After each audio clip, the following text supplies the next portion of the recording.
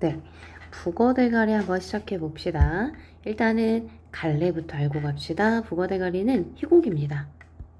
그러니까 소설이 아니기 때문에 희곡은 해설, 지문, 대사 이렇게 이루어져 있습니다.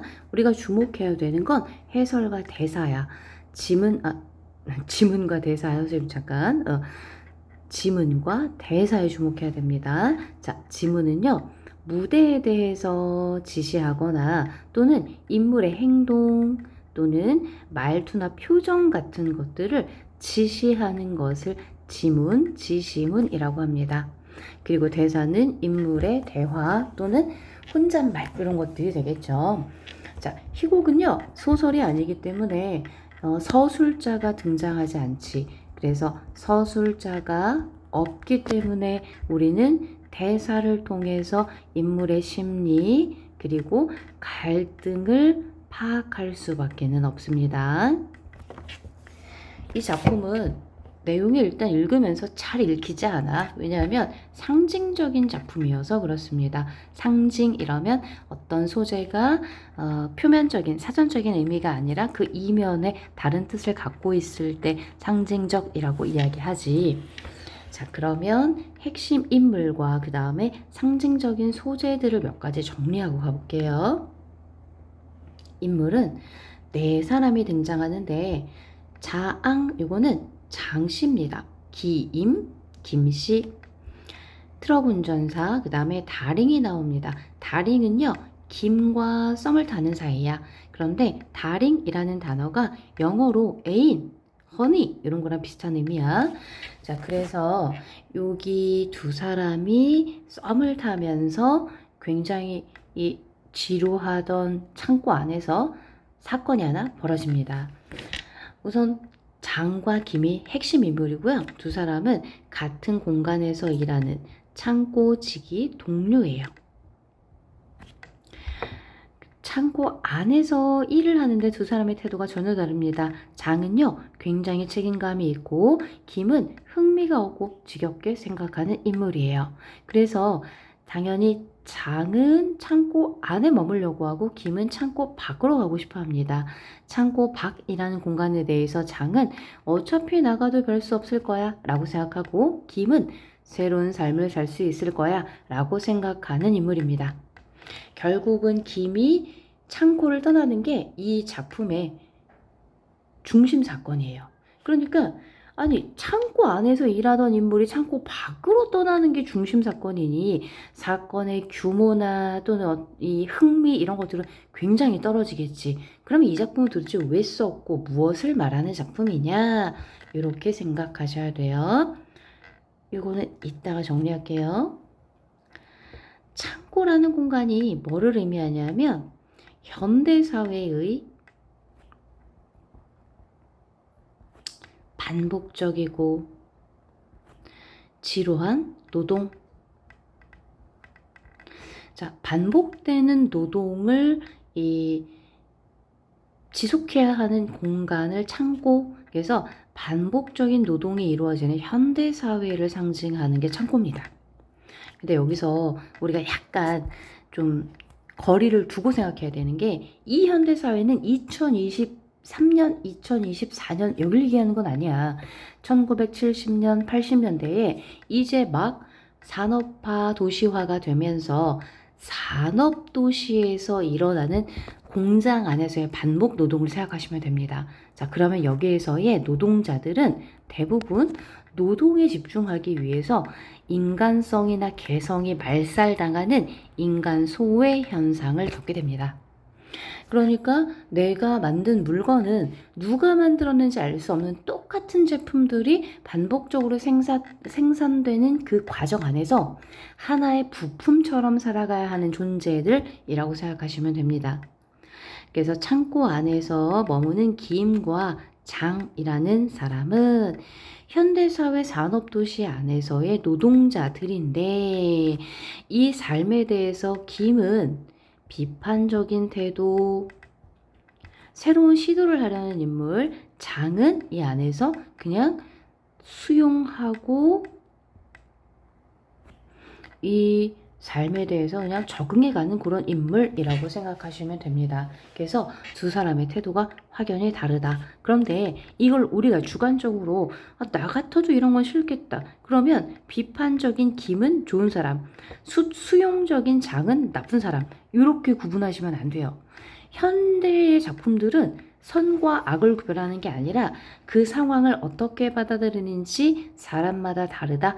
개성적인 인물들이라고 생각하시면 됩니다. 그래서 각각의 특징들을 그대로 파악하시면 돼요.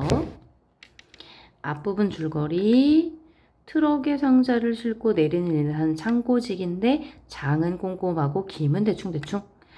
김이 트럭 운전사인 딸 다링을 만납니다. 트럭 운전사의 딸이었어.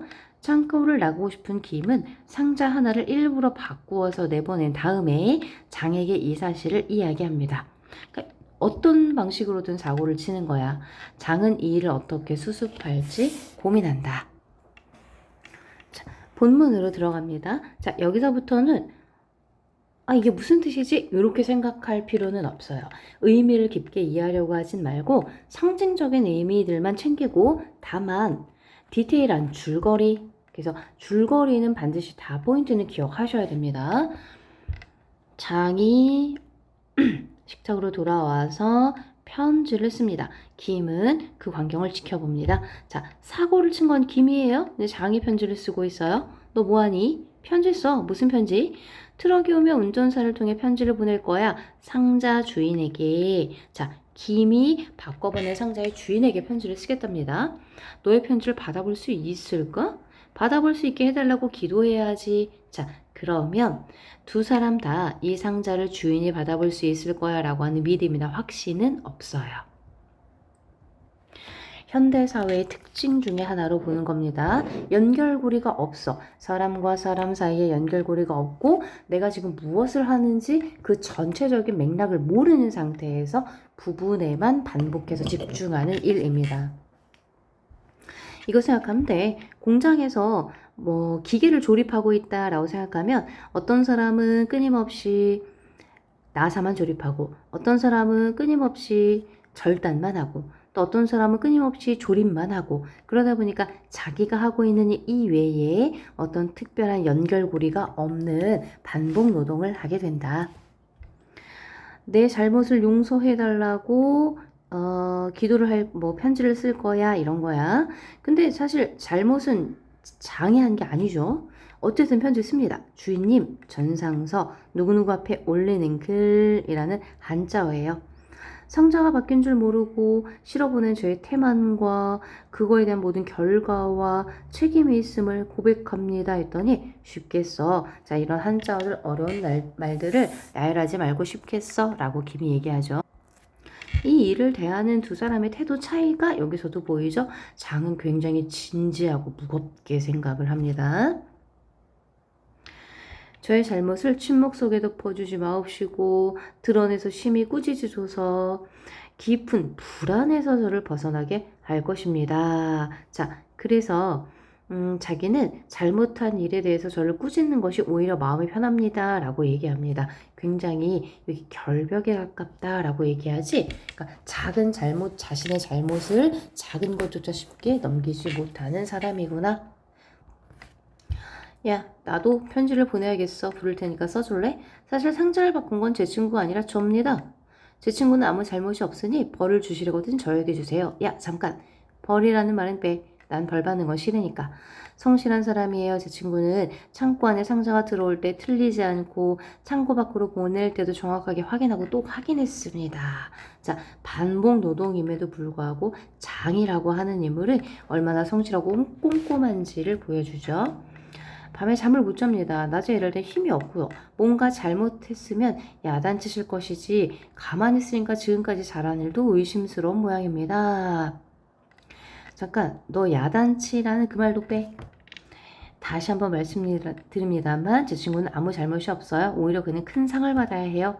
제 친구가 신이 나서 행복하게 일하기를 바랍니다. 안녕히 계십시오.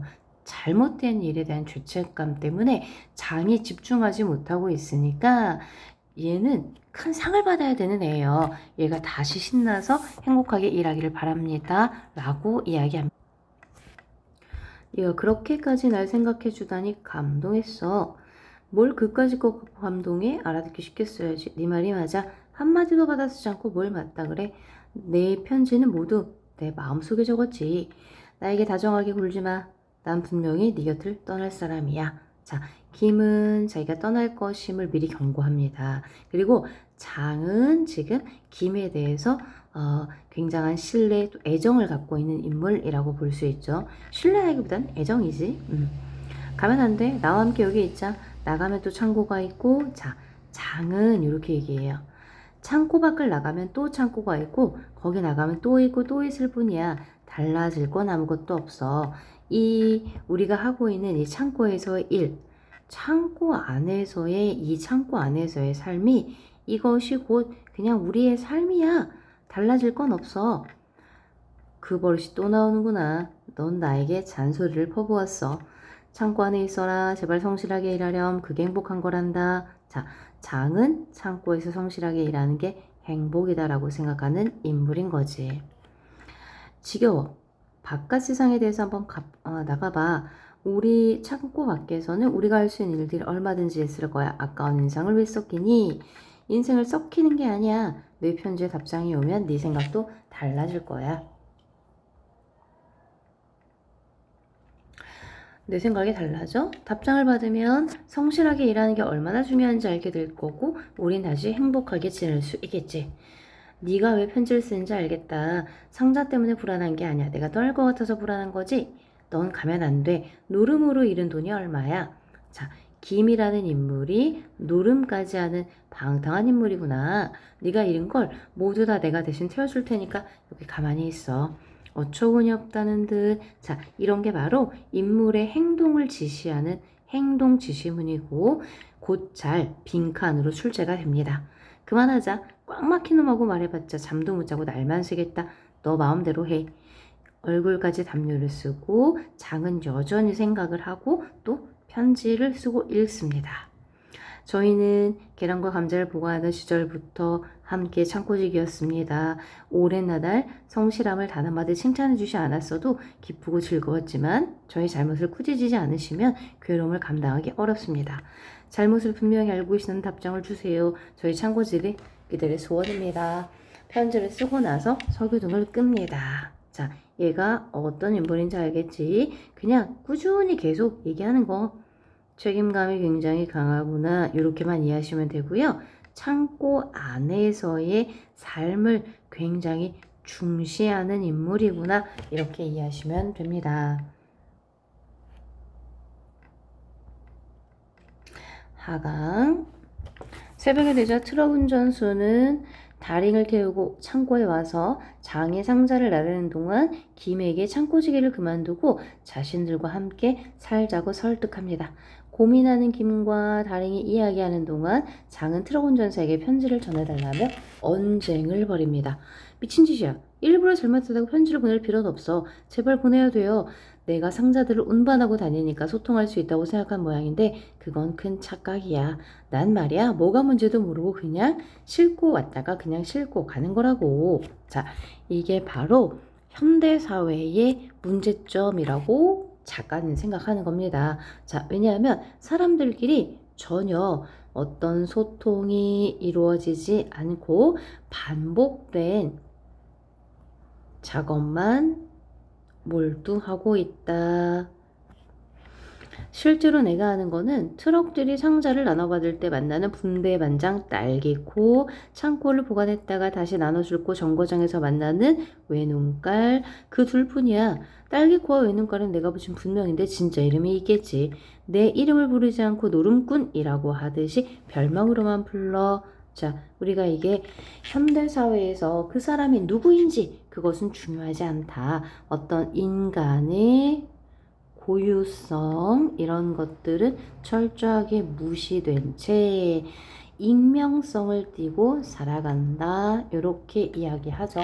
자, 익명성을 띠고 있다. 현대사회가 서로 소통되지 못하고 조각조각 파편화 되어서 소통할 수 없다. 이렇게 표현합니다. 그래서 그들은 같은 정거장에서 둘 다 상자를 취급하면서도 서로 얼굴 한번 볼 수조차 없는 게 현대사회야. 자, 우리가 매일 쓰는 물건, 그 물건을 만든 사람이 누구인지 알 수 없잖아. 그런 의미로 이해하시면 됩니다. 별명이든 이름이든 상관없어요. 편지를 갖다 주면서 다음 사람에게 전달하라고 하면 되거든요. 내가 자네 편지를 외눈깔에게 주면 그 다음 사람에게 전달하고 또 다음 사람에게 계속 운반되는 상자를 따라 맨 마지막엔 주인에게 전달되길 바라는 거지. 큰 착각이야. 부속품이 든 상자는 말이야 중간중간에서 여러 갈래로 수없이 나눠지거든. 한 군데로 모아지는 거 아닙니까? 모아지는 것도 이기지. 한 군데에서 나와 여러 군데로 흩어지느냐, 모아지느냐, 그건 그럴 수도 있고 그렇지 않을 수도 있지. 어쨌든 우리는 우리가 어떻다고 확실히 알 수 없어. 자, 그러니까 현대인들은 자기가 하고 있는 일이 무엇인지 알 수 없다. 아까 이야기했지만 또 같은 말입니다. 파편화된 삶, 노동을 행하고 있다. 파편화된 삶을 살면서 파편화된 노동을 하고 있다. 그래도 상자 주인에게 반드시 알려줘야죠. 엉뚱하게 바뀐 상자 때문에 잘못 만들어지면 안 되잖아요. 잘못 만들어지다니? 그게 뭔데? 다랭이 멀리서 듣고 있다가 어떤 굉장한 기계래요. 이 세상 모든 사람들이 즐겁고 기쁘게 해주는 신기한 기계. 운전사가 무슨 기계라고? 다랭이 기계가 아니라 폭탄이래요. 모두 한꺼번에 죽여요. 처음에 말했듯이 이 작품은 어떤 사건의 인과성이 있는 작품이 아니고 이렇게 상징적인 대사들을 통해서 주제를 전달하는 작품입니다. 이게 의미하는 건 뭐냐면 결국은 우리는 우리가 만들고 있는 현대인들이 만들고 있는 물건이 무엇인지 전혀 알 수 없다라는 얘기예요. 우리가 파편화된 삶과 노동을 살고 있기 때문에 우리가 무슨 일을 하고 있는지 알 수 없다라고 생각하시면 됩니다. 무슨 소리인지 모르겠네. 부속품으로 뭘 만드는지 알 수 없어. 폭탄을 만들다면 우리 오히려 상자가 바뀐 것이 사람들의 목숨을 살릴 테니까 잘된 일이잖아. 나쁜 일이 오히려 좋게 된다. 전화위복. 장의 편지를 호응에 들어서 찢으면서 여봐, 넌 너무 배짱이 약해. 조그만 창고 속에서 모든 걸 성실하게 잘했다는 게 창고 밖에선 매우 큰 잘못이 된다고 생각해봐라. 상자 하나쯤 틀렸다고 안절부절하진 않을 거야. 무슨 일이 생겨도 창고 밖으로 나가 알릴 필요는 없어. 그게 잘한 일인지 못한 일인지 모를 바에 그냥 덮어두라고 창고 속에 자네한테는 그게 배짱 편한 거야. 자, 덮어도 표면적으로 보면 그냥 무책임한 태도라고 볼 수 있습니다. 그런데 이 무책임한 태도의 이유는 뭐냐? 현대사회는 우리가 어떤 일이 벌어질지 예측이 불가능하기 때문에 그것에 대해서 책임지려고 하는 것이 어리석다라고 이야기하는 거죠. 이런 서류들은 뭐예요? 누군가 이 서류들을 보면 상자가 잘못된 걸 알 수 있을 텐데요. 서류가 완전하다고 믿는 건 바보들 뿐이지. 내 아내는 옛날에 죽었는데 사망신고 안 했어. 근데 구청에서 후적을 떼보면 지금도 버젓하게 살아있는 걸로 나온다고. 자, 군뱅이 양반, 꼼을 내지 말고 어서 상자들이나 옮겨. 핸드카에 실은 상자들을 창고 밖으로 운반해가고 기임이 일어나 자신들의 담요를 줄줄 말고 침대맡에 낡은 트렁크를 꺼내 물건을 주워 담습니다. 다랭이 김 곁으로 다가옵니다. 마침내 떠나기로 결정한 거예요? 라는 의미겠죠. 자, 일단은 이 운전수가 한 말 뭐냐면 서류라고 하는 건 현대사회에서 많은 과정에서 필요한 일종의 형식입니다. 그런데 이런 형식은 실제를 담고 있지 않아. 실제로는 아내가 죽었는데도 이 형식은 그것을 표현하고 있지 않아. 라고 이야기를 하는 거죠. 그래, 함께 가서 살기로 했어. 자, 떠나기로 마음 먹었어. 이 얘기입니다. 다랭이 이것저것 막 챙기면서 무조건 다 가져가요. 얘 좀 굉장히 탐욕스러운 인물이죠. 탐욕스럽고 굉장히 즉흥적인 사람이에요. 아니야, 절반만 내 거야. 둘이서 함께 쓰다는 건 어쩌려고요? 반절로 나눌 수도 없잖아요. 운전사가 상자를 다 옮겼어. 너희 짐도 안 싸고 뭐 했니? 짐이라니? 자, 장은 김이 떠나기로 결심했다는 걸 몰랐죠. 나는 오늘 이 창고 속을 떠난다고 정말 가는 거야? 이렇게 갑자기? 미안해. 조금 서운하군. 너 여기서 얼마나 살았더라? 몇십 년 더 될 거야. 우리 철부지 시절부터 너는 나를 고맙게도 보살펴줬지. 자, 김도요. 장에 대한 애정과 그 다음에 고마운 마음은 있어요. 날 미워했으면서 뭘 진짜로 미워한 건 아니잖아. 나도 알아. 가지마. 전혀 달라진 게 없잖아. 더 이상 내가 살 곳이 아니야. 남자들끼리 헤어지면서 무슨 말이 많아. 시간 없어. 빨리 짐을 싸. 그만하고 자기 물건들을 골라봐요. 난 내 물건을 모르겠어. 네가 골라줘. 쓸만한 게 있거든. 모두 네가 가져. 자, 장은 굉장히 이 김을 배려하고 있고 이 애정이 깊구나 하는 걸 알 수 있죠. 혼자 살 텐데 내 걱정은 말고 골라봐. 너한테 줄 게 있어. 화려한 색깔의 스웨터를 찾아냅니다. 자, 김에 대한 애정을 상징하는 물건이겠죠? 또 어떤 건데 헤어지는 날 선물이 됐네. 근사한데. 이 속에 다 있잖아. 이걸 가져가도 돼요? 안 돼. 그건 손대지 마. 가져가요. 이건 뭐죠? 북어 대가리죠. 그건 가져가세요. 꼭 필요할 겁니다. 북어 대가리 왜 필요한지 두고 보면 알게 될 거예요. 자, 김이 술을 많이 마시기 때문에 북어 대가리를 해장국으로 끓여줬거든. 북어 대가리 하나 꺼내서 장에게 줍니다. 난 너에게 이거밖에 줄 게 없네. 내 생각이 날 거야. 항상 곁에 두고 보라고.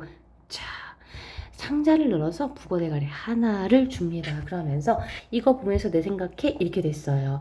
언제나 내 곁에 두고 볼게. 재촉하는 경음기 소리가 들리고 아버지가 재촉해요. 어서 들고 나가요. 그럼 잘 있어. 가서 행복해 하고 나갑니다. 소리. 이 창고 안에 상자를 어떻게 할 거야? 내가 좀 창고 안으로 옮겨주고 갈까? 괜찮아. 나 혼자서도 할 수 있어. 결국 두 사람이 김이 창고를 떠나면서 헤어지게 된다. 창고 밖으로 떠나는 게 즐거운 김의 환호성이 들리고 트럭 운전사와 다행의 웃음소리도 들리고 창고가 조용해지고 장 혼자 주저앉아서 늙고 허약해진 모습으로 북어대가리를 물끄러미 봅니다. 나도 너처럼 머리만 남았구나. 자, 여기서 바로 동일시한다 이런 표현이 나오는 거지. 쓸쓸하고 허무한 생으로 가득 찬 머리만 남은 거야. 북어대가를 집어서 말해보렴. 니네 내가 어떻게 보이니? 어둡고 조그만 창고 속에서 행복했다. 내보내면 내가 맡고 있는 일을 성실하게 잘하고 있는 뿌듯함. 그러나 만약에 세상이 엉뚱하게 잘못되고 있는 것이라면 이 성실함이 무슨 소용이 있는 거지?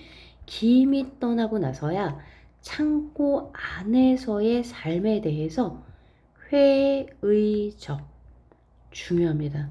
반드시 나올 거예요. 자, 회의적 뭐냐면 의심을 품는다.